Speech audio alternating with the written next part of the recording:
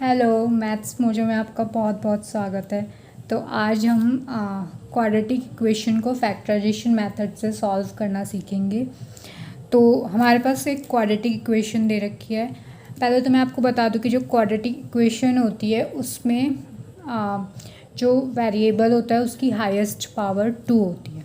ठीक है, तो इसके मतलब दो फैक्टर होंगे और फैक्टर में हम क्या करते हैं कि जो हमें इक्वेशन दी हुई होती है उसको हम लीनियर इक्वेशन में कन्वर्ट करते हैं।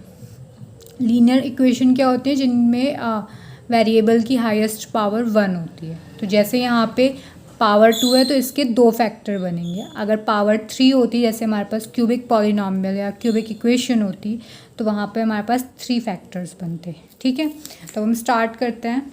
तो यहाँ पर क्या है एक्स, सबसे पहले फैक्टराइजेशन में क्या करता है, यहाँ मिडल स्प्लिटिंग वाली कंडीशन को यूज़ करेंगे। इसमें हम मिडिल टर्म को स्प्लिट करते हैं। तो इसमें सबसे पहला स्टेप हमारा क्या होता है कि जो एक्स स्क्वायर का कॉफिशिएंट है उसकी मल्टीप्लाई हम करेंगे जो कांस्टेंट टर्म है जिसके साथ वेरिएबल नहीं है।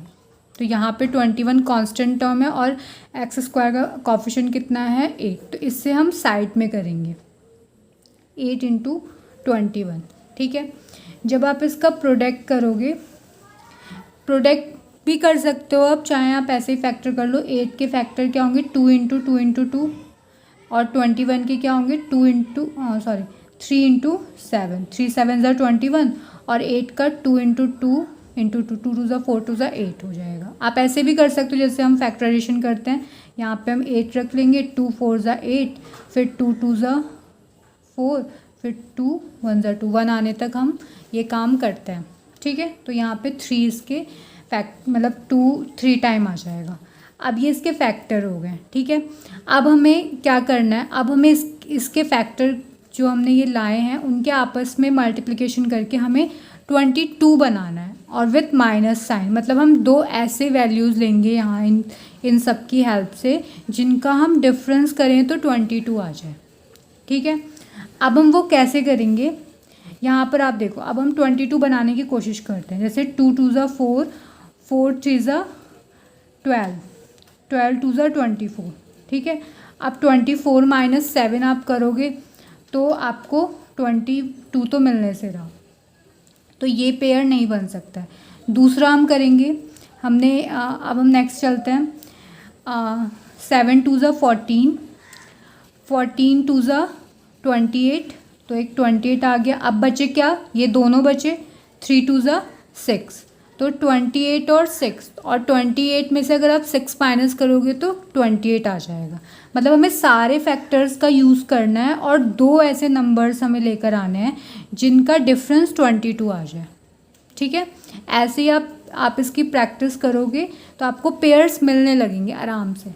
ठीक है, तो यहाँ पे 8x², अब हम 22 को क्या लिख सकते हैं 28 माइनस 6, बीच में यही साइन लेना है जो यहाँ पर होगा। अगर ये प्लस है तो प्लस करेंगे और माइनस है तो माइनस करेंगे।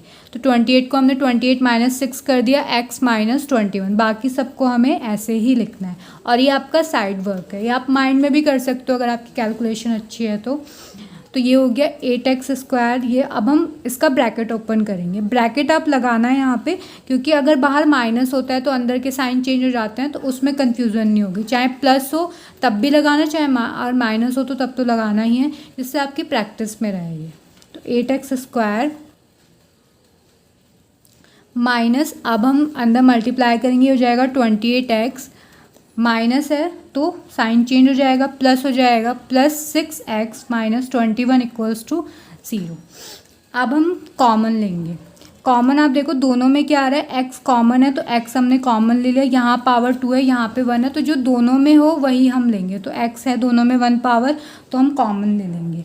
अब आप देखो यहाँ 8 है और यहाँ 28 है, तो यहाँ से आप 4 कॉमन ले सकते हो। तो हो जाएगा 4 2 ज़ा 8, 2x बचेगा अंदर। मतलब जो चीज़ हम कॉमन लेते हैं पहले हम, मतलब इसमें से जो चीज़ हम कॉमन लेंगे उसको फिर आप इससे डिवाइड करके जो आंसर आएगा वो आप यहाँ लिख सकते हो। मतलब इन दोनों का प्रोडक्ट यही वाली वैल्यू बननी चाहिए। आप माइनस करेंगे, जो बीच में साइन है वो लेंगे हम यहाँ पे। फिर 4 को अगर हम 28 को अगर 4 से डिवाइड करें तो कितना होगा 7, और x को x से करेंगे तो कैंसिल हो जाएगा, मतलब केवल अंदर ये बचेगा प्लस। फिर अब हम यहाँ पे चलते हैं, 6 और 21 इन दोनों में क्या चीज़ कॉमन आती है, 3।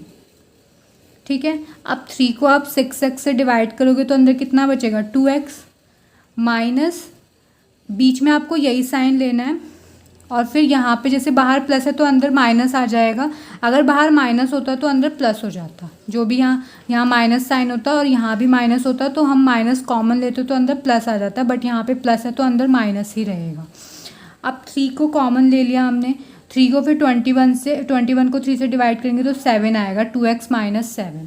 अब आप देखो दोनों में 2x माइनस 7 है तो 2x माइनस 7 कॉमन चला जाएगा, ये चीज़ इंपॉर्टेंट है, दोनों ब्रैकेट सेम आने चाहिए। तो 2x माइनस 7 हमने इस पूरी इक्वेशन में से बाहर ले लिया, तो अब अंदर क्या बचेगा, यहाँ पे केवल 4x बचेगा और यहाँ पे 3 बचेगा। तो ये हमारे दो फैक्टर आ गए, 2x माइनस 7 और 4x प्लस 3 इक्वल्स टू 0। अगर आपको यहाँ से x की वैल्यू निकालनी हो तो क्या करेंगे, अब दो वैल्यूज़ का प्रोडक्ट 0 है तो या तो ये वाली वैल्यू 0 होगी या तो ये वाली वैल्यू 0 होगी, तो हम दोनों को 0 के इक्वल रख कर x की वैल्यू फाइंड कर लेते हैं। तो यहाँ से x कितना आएगा, 7/2 आएगा।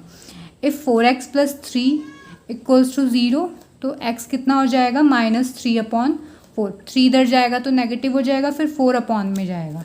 इस तरीके से हमने यहाँ पे x की वैल्यूज़ फाइंड कर ली है। इसी तरीके से और भी आप क्वेश्चन ट्राई करना फैक्टराइजेशन मेथड से करने की, और इसके आप जितना ज़्यादा प्रैक्टिस करोगे इस वाले पोर्शन की, उतना ही ज़्यादा फटाफट इसके फैक्टर बनाना सीख जाओगे। तो अब मिलते हैं फिर हम नेक्स्ट वीडियो में एक और क्वेश्चन के साथ, तब तक के लिए बाय।